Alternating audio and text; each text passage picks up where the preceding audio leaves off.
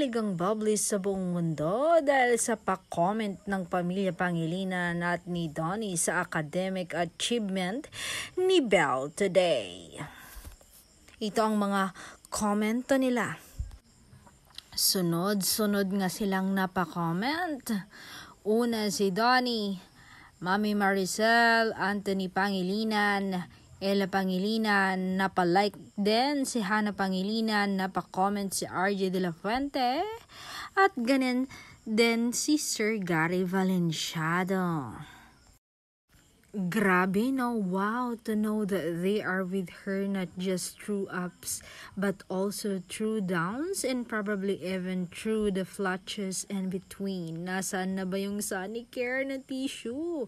Lechugas naman nakakaiyak. Congrats, Belle. Mahal ka ng Pangilinan's family.